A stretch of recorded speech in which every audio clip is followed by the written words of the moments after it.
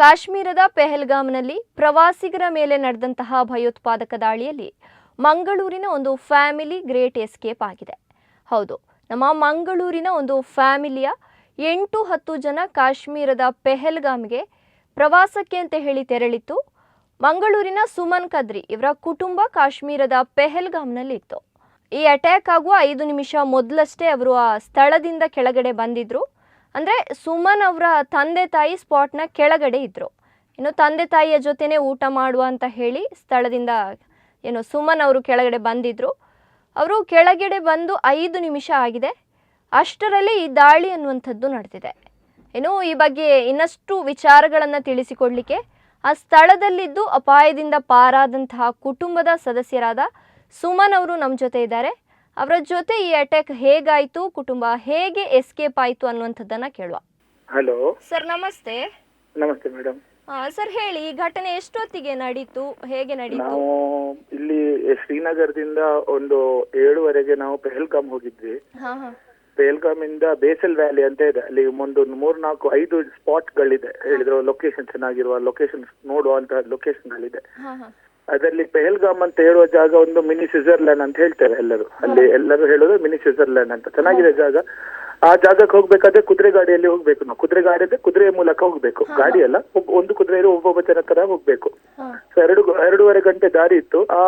ಆ ಜಾಗಕ್ಕೆ ಹೋಗ್ಬೇಕಾದ್ರೆ ಅಲ್ಲಿ ನಾವು ಇದ್ವಿ. ತುಂಬಾ ಜನ ಇದ್ರು, ಒಳ್ಳೆ ಕ್ರೌಡ್ ಇತ್ತು.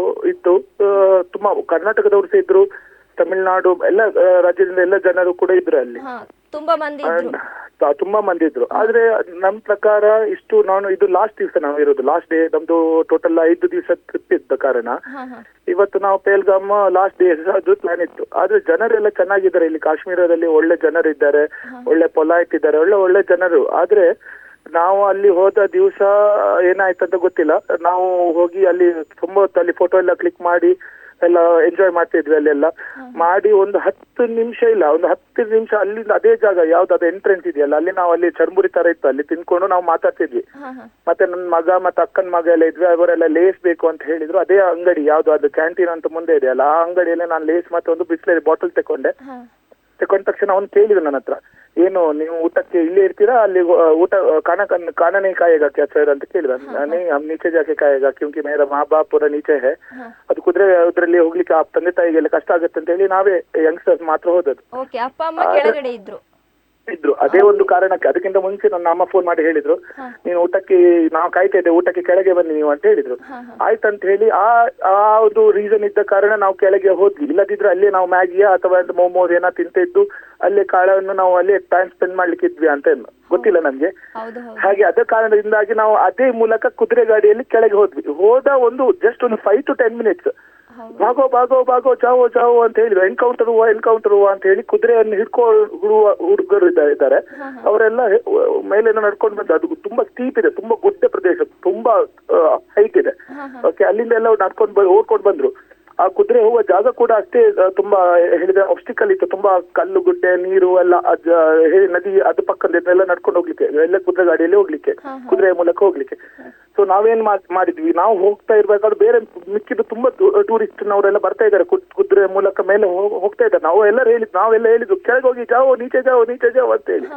ಮತ್ತೆ ಎಲ್ಲರೂ ಆ ಕುದುರೆಯನ್ನು ಎಲ್ಲ ವಾಪಸ್ ಎಲ್ಲ ಓಡ್ಕೊಂಡು ಬಂದ ತಕ್ಷಣ ಅಲ್ಲಿಂದ ಸೈರನ್ ಆಯ್ತು. ಮತ್ತೆ ಇಲ್ಲಿ ಕಾಶ್ಮೀರದಲ್ಲಿ ಏನಂತ ಹೇಳಿದ್ರೆ ಎಲ್ಲ ಒಂದು ನಮ್ಮ ಮಂಗಳೂರಿನಲ್ಲಿ ಏನು ಸ್ಟ್ರೀಟ್ ಪೋಲ್ ಇಲ್ಲ, ಅಲ್ಲೆಲ್ಲ ಇದ್ದಿ. ಹಾಗೆ ಮಿಲಿಟರಿ ಅವರು ಇದ್ದಾರೆ, CRPF ಇದ್ದಾರೆ, ಅವರು ರೈಫಲ್ ಇಟ್ಕೊಂಡೇ ನಿಲ್ತಾರೆ. ಸೊ ಆ ತರ ಸೆಕ್ಯೂರಿಟಿ ಇದೆ, ಏನ್ ತೊಂದ್ರೆ ಇಲ್ಲ, ಊರು ಚೆನ್ನಾಗಿದೆ. ಆದ್ರೆ ಇಲ್ಲಿ ನಮ್ಮ ಜಾಗ ನಾವು ಪೆಹಲ್ಗಾಮ್ ಹೋಗಿದ್ವಿ, ಅಲ್ಲಿ ಅಷ್ಟು ಸೆಕ್ಯೂರಿಟಿ ಇರಲಿಲ್ಲ. ಒಂದು ಮೇನ್ ಪ್ರಾಬ್ಲಮ್ ಯಾಕೆ ಹೇಳಿದ್ರೆ, ನೀನೆ ಗುಲ್ಮಾರ್ಗ್, ಸೋನ್ಮಾರ್ಗ್ ಮತ್ತೆ ಶಂಕರಾಚಾರ್ಯ ಮಠ ಮತ್ತೆ ತುಂಬಾ ಜಾಗ ಹೋಗಿದ್ವಿ. ಅಲ್ಲೆಲ್ಲ ಸೆಕ್ಯೂರಿಟಿ ಇತ್ತು, ಅಲ್ಲೆಲ್ಲ ಚೆಕಿಂಗ್ ಎಲ್ಲ ಇತ್ತು. ಬಟ್ ಈ ಜಾಗ ಚೆಕಿಂಗ್ ಇಲ್ಲ, ಏನಿಲ್ಲ. ಯಾರು ಬರ್ತಾರೆ ಗಾಡಿಯನ್ನು ಬರೋ ಕುದುರೆಯಲ್ಲಿ ಮೂಲಕ ಕರ್ಕೊಂಡು ಹೋಗುದು. ಹಾಗೆ ಏನ್ ಸೆಕ್ಯೂರಿಟಿ ಏನು ಹಾಗೆ ಇರ್ಲಿಲ್ಲ. ಅದೇ ನಮ್ಗೆ ಮತ್ತೆ ಬರ್ಬೇಕಾದ್ರೆ ತುಂಬಾ ಅಳುದು ಬೊಬ್ಬೆ ಅದೆಲ್ಲ ಕೇಳಿತ್ತು. ಅದಕ್ಕೆ ನೋಡಿ ನಾವು ಒಂದ್ಸಲ ಊಟ ಈಗ ಅಲ್ಲಿಂದ 90 ಕಿಲೋಮೀಟರ್ಸ್ ಇದೆ. ನಾವು ಊಟ ಈಗ ಮಾಡಿದಷ್ಟೇ, ಅಲ್ಲಿ ಯಾರು ನಿಲ್ಲಿಲ್ಲ, ಎಲ್ಲರೂ ಫುಲ್ ಬಂದೋಬಸ್ತ್ ಆಯ್ತು. ಫುಲ್ ಆರ್ಮಿ ಎಲ್ಲ ಇದಾದ್ರು, ಹಾ, ಹಾ. ಅದು ಹೇಳಿ ಅದು ಅನುಭವ ಒಂದು ಬೇರೆ ಇತ್ತು ಮೇಡಮ್. ಅಂದ್ರೆ ಅಲ್ಲಿ ಎಷ್ಟು ಜನ ಇದ್ರು ಅಂತ ಒಂದು ಅಂದಾಜು ಹೇಳೋದಾದ್ರೆ? ಅಂದಾಜು ಒಂದು ಸಾಧಾರಣ ಒಂದು 2,000 ಜನ ಇದ್ರು. ಆದ್ರೆ ತುಂಬಾ ದೊಡ್ಡ ಲೊಕೇಶನ್ ಇದ್ದ ಕಾರಣ ಕಾಣ್ತಾ ಇರ್ಲಿಲ್ಲ ನಮ್ಗೆ. ಬಟ್ ನಾವು ಅಲ್ಲಿ ಆದ ಈ ಏನ್ ಇನ್ಸಿಡೆಂಟ್ ಆಯ್ತು ಆ ಜಾಗದಲ್ಲಿ ಒಂದು ಸಾಧಾರಣ ಒಂದು 1,500 ಮೆಂಬರ್ಸ್ ಇದ್ರು. ಎಲ್ಲರೂ ಎಂಜಾಯ್ ಮಾಡ್ತಿದ್ರು, ಅಲ್ಲಿ ಫೋಟೋಗ್ರಫಿ ಆಗ್ತದೆ, ತುಂಬಾ ಚೆನ್ನಾಗಿದೆ. ಲೊಕೇಶನ್ ಅಂತ ನೆಕ್ಸ್ಟ್ ಲೆವೆಲ್ ಇದೆ, ಯಾರು ಅದನ್ನು ಮಿಸ್ ಮಾಡ್ಬಾರ್ದು. ಅಂತ ಚಂದ ಜಾಗದಲ್ಲಿ ಹೀಗೆ ಆಗುವುದು ತುಂಬಾ ಬೇಸರ ಆಗಿದೆ. ನಮಗೂ ಕೂಡ ಹೆದರಿಕೆ ಆಗಿದೆ. ಈಗ ನಾವೆಲ್ಲ ರೂಮ್ ಅಲ್ಲಿ ಬಂದು ಕುತ್ಕೊಂಡಿದ್ದೀವಿ ಶ್ರೀನಗರದಲ್ಲಿ. ನಮ್ದೆಲ್ಲ ಪ್ಲಾನ್ ಇತ್ತು ಇವತ್ತು ಶಾಪಿಂಗ್ ಹೋಗ್ಬೇಕಂತೆಲ್ಲ. ಸೊ ಅದನ್ನೆಲ್ಲ ಕ್ಯಾನ್ಸಲ್ ಮಾಡ್ಕೊಂಡು ರೂಮ್ ಅಲ್ಲಿ ಸೇಫ್ ಆಗಿರೋಣ ಅಂತ ಹೇಳಿ ಮತ್ತೆ ನಾಳೆ ನಮ್ದು ಫ್ಲೈಟ್. ಸೊ ಆದಷ್ಟು ಬೇಗ ನಾವು ಇಲ್ಲಿಗೆ ಹೋಗ್ತಾ ಇದ್ವಿ ಏರ್ಪೋರ್ಟ್ಗೆ. ಅಲ್ಲಿ ಸ್ವಲ್ಪ ಸೆಕ್ಯೂರಿಟಿ ಇದೆಯಲ್ಲ ಅಂತ ಹೇಳಿ. ಮತ್ತೆ ಪ್ಲಸ್ ಇಲ್ಲಿ ನಮ್ಗೆ ಒಂದು ವಿಷಯ ಬಂತು ಅಂತ ಹೇಳಿ ಐಡಿ ಕೇಳಿ ಶೂಟ್ ಔಟ್ ಮಾಡಿದಂತೆ ಮಂಜುನಾಥ್ ಅಂತ ಹೇಳಿ ಶಿವಮೊಗ್ಗದವರು. ಹಾಗೆ ಇನ್ನು ಮತ್ತು ಈಗ ಬಂತು ನ್ಯೂಸ್, ಒಂದು 20 ಜನ ಅವರಿಗೂ ಕೂಡ ತುಂಬಾ ಕ್ರಿಟಿಕಲ್ ಕಂಡೀಷನ್ ಅಲ್ಲಿ ಇದ್ದಾರೆ ಅಂತ ಹೇಳಿ. ಸತ್ಯನ ಸುಳ್ಳ ಅಂತ ಗೊತ್ತಿಲ್ಲ. ಹಾಗೆ ಈಗ ಸರ್, ಭಯೋತ್ಪಾದಕರು ಈಗ ಮೊದಲು ಬರ್ಬೇಕಾದ್ರೆ, ಈಗ ದಾಳಿ ಮಾಡ್ಬೇಕಾದ್ರೆ ಏನಾದ್ರು ಘೋಷಣೆ ಕೂಗುವಂತದ್ದು ಏನಾದ್ರು ಮೊದಲು ಹಿಂಟ್ ಸಿಕ್ಕಿತ್ತಾ ಅಂತ ಹೇಳಿ? ಏನಿರ್ಲಿಲ್ಲ ನೋಡಿ. ನಾವು ಮೇಲೆ ಹೋಗ್ಬೇಕಾದ್ರೆ ನಾನ್ ಜೈ ಶ್ರೀರಾಮ್ ಜೈ ಕಾಳ್ ಭೈರವ್ ಅಂತ ಹೇಳ್ಕೊಂಡೆ ಹೋದದ್ಮೇಲೆ ನಾವೆಲ್ಲ ಅದ್ ಹೇಳಿದ್ರೆ ಆ ಜಾಗ ಹೇಗೆ ನಾವು ಕುದುರೆಯಲ್ಲಿ ಕುತ್ಕೊಂಡು ಹೋಗ್ತೇವಲ್ಲ, ಆ ಹೋಗುವ ಜಾಗ ತುಂಬಾ ಡೇಂಜರ್, ತುಂಬಾ ಆ ಕಲ್ಲು ನೀರು ಮತ್ತೆಲ್ಲ ಮಳೆ ಬಂದು ಎಲ್ಲ ಕೆಸರಾಗಿತ್ತು. ಸೊ ಎಲ್ಲ ಕುದುರೆಗಳೆಲ್ಲ ಸ್ಲಿಪ್ ಆಗ್ತಾ ಇತ್ತು, ಅದು ಕಾಲೆಲ್ಲ. ನಮ್ಗೆ ಹೆದರಿಕೆ ಇತ್ತು ಹೋಗ್ಬೇಕಾದ್ರೆ, ಯಾಕೆ ಬಂದ್ವಿ ಅಪ್ಪ ಈ ಕುದುರೆಯಲ್ಲಿ ಕುತ್ಕೊಂಡು ಅಂತ ಹೇಳಿ. ಹಾಗೆ ನೋಡ್ಬೇಕಾದ್ರೆ ಅಲ್ಲಿ ಯಾರು ಹಾಗಿಲ್ಲ, ಜನರೆಲ್ಲ ತುಂಬಾ ಜನ ಇದ್ದಾರೆ, ಎಲ್ಲ ಹುಡುಗರು ಅಲ್ಲಿ. ಹಾಗೆ ಮುಸ್ಲಿಂ ಹೇಳಿ ಹಿಂದೂ ಮುಸ್ಲಿಮ್ಸ್ ಅಂತದ್ದು ಎಂತ ಇಲ್ಲ, ಎಲ್ಲ ಜನ ಕಾಶ್ಮೀರ ಜನರಂತೂ ಸೂಪರ್ ಇದ್ದಾರೆ. ಎಷ್ಟು ಚೆನ್ನಾಗಿದೆ ಅಂತ ಹೇಳಿದ್ರೆ ಅಷ್ಟು ಒಳ್ಳೆ ಪೊಲೈಟ್ ಇದ್ದಾರೆ, ತುಂಬಾ ಚೆನ್ನಾಗಿದ್ದಾರೆ. ಆದ್ರೆ ಇದು ಅವರು ಮಾಡಿದಲ್ಲ ಅಂತ ಇಲ್ಲಿ ಅವ್ರು ಲೋಕಲ್ ನವರು ಹೇಳ್ತಾ ಇದಾರೆ. ಸರ್ ಕಾಶ್ಮೀರ್ ಲೋಗ್ ऐसा नहीं करेगा ಸರ್, ಟೂರಿಸ್ಟ್ को अभी नहीं ऐसा नहीं करेगा ಸರ್, ಹಾಗೆ ಹೇಳಿದ್ರೆ ತೊಂದರೆ ಕೊಡಲ್ಲ ಅಂತ ಹೇಳ್ತಾರೆ.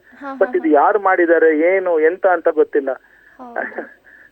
ತುಂಬಾ ಸರ್, ಈಗ ಇವಾಗ ದಾಳಿ ಆಯ್ತಲ್ವಾ, ಈ ಸಂದರ್ಭದಲ್ಲಿ ಅಲ್ಲಿಯ ಸ್ಥಳೀಯ ಆಡಳಿತ ಅಥವಾ ಆರ್ಮಿ ಹೇಗೆ ಸ್ಪಂದಿಸಿತು ಅಂತ ಹೇಳಿ? ಇಲ್ಲ, ತುಂಬಾ ತುಂಬಾ ತುಂಬಾ ಇದು ರಿಯಲಿ ನಾವು ನೋಡ್ಬೇಕಾದ್ರೆ ನಮ್ಗೊಂದು ಇದು ನಾವೆಲ್ಲ ಮೂವಿಯಲ್ಲೆಲ್ಲ ನೋಡ್ತಾ ಇದ್ವಿ ಮುಂಚೆ ಎಲ್ಲ, ಈ ಏನು ಅಟ್ಯಾಕ್ ಆಗುವಾಗ ಎಲ್ಲ ಬರುದು ಆರ್ಮಿ ಫೋರ್ಸ್ ಎಲ್ಲ. ಸೊ ಅದು ನಮ್ಮ ಕಣ್ಣ ಮುಂದೆ ದೃಶ್ಯ ನೋಡ್ತಾ ಇದ್ವಿ. ಎಲ್ಲ ನಾವೇನು ರಿಪಬ್ಲಿಕ್ ಡೇ ಪೆರೇಡ್ ಅಲ್ಲಿ ಏನ್ ಕಾಣ್ತಾ ಇದ್ದೇವೆ, ಟ್ಯಾಂಕರ್ಸ್ ಗಳು ಹೋಗುದು, ಆಂಬ್ಯುಲೆನ್ಸ್ ಹೋಗುದು, ಸೈರನ್ ಮಾಡ್ಕೊಂಡು ಎಲ್ಲ ಅಂತ ರೀತಿ ಆ ಸನ್ನಿವೇಶ ಅಂತೂ ಅದು ನೋಡಿದವರಿಗೆ ಅದು ಬಹಳ ಒಂದು ನಮಗೂ ಏನು ಬಾಯಿ ಬರ್ತಾ ಇಲ್ಲ, ಏನ್ ಮಾತಾಡ್ಬೇಕು ಏನ್ ನೋಡ್ಬೇಕು, ಹೆದರಿಕೆ. ಒಂದು ಕಡೆಯಲ್ಲಿ ಹೆದರಿಕೆ, ಇನ್ನು ಏನಾಗುತ್ತಾ ಅಂತ ಒಂದು ಹೆದರಿಕೆ ಕೂಡ ಇತ್ತು. ಬಟ್ ತುಂಬಾ ಒಳ್ಳೆ ರೀತಿಯಲ್ಲಿ ಸ್ಪಂದನೆ ಮಾಡಿದ್ರು. ನಮ್ಮನ್ನೆಲ್ಲ ಬೇಗ ಕಳಿಸಿದ್ರು.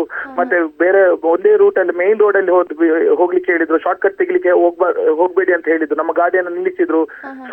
ಶಾರ್ಟ್ ಕಟ್ ಅಲ್ಲಿ ಹೋಗ್ಬೇಡಿ, ಮೇನ್ ರೋಡ್ ಅಲ್ಲಿ ಹೋಗಿ ಅಂತ ಹೇಳಿದ್ರು. ಅದೆಲ್ಲ ಮತ್ತೆ ಥ್ರೂ ಔಟ್ ಆ ಏರಿಯಾ, ನಾವು ಈಗ ಕಾಶ್ಮೀರದಿಂದ ಈ ಸೌತ್ ಕಾಶ್ಮೀರ ಇರ್ಬೋದು, ನಾವು ಇಲ್ಲಿ ಪೆಹಲ್ಗಾಮ್ ಅಥವಾ ಸೋನ್ಮಾರ್ಗ ಎಲ್ಲಿ ಹೋಗ್ತಿದೆಯಲ್ಲ ಆ ರೋಡಲ್ಲೆಲ್ಲ ಆರ್ಮಿ ಕ್ಯಾಂಪ್ ಇದೆ, ಆರ್ಮಿ ಸೋಲ್ಜರ್ಸ್ ಇದ್ದಾರೆ. ಅದೆಲ್ಲ ಎಷ್ಟು ಸೇಫ್ ಇದೆ, ಏನ್ ತೊಂದ್ರೆ ಇಲ್ಲ. ಆದ್ರೆ ಇದು ಹೇಗೆ ಆಯ್ತು ಅಂತ ಗೊತ್ತಿಲ್ಲ ನಮ್ಗೆ. ಅದೇ ಒಂದು ಮೇನ್ ಕಾರಣ ನೋಡ್ಬೇಕಾದ್ರೆ ಅಲ್ಲಿ ಏನು ಸೆಕ್ಯೂರಿಟಿ ಇರ್ಲಿಲ್ಲ ಆ ಲೊಕೇಶನ್ಗೆ.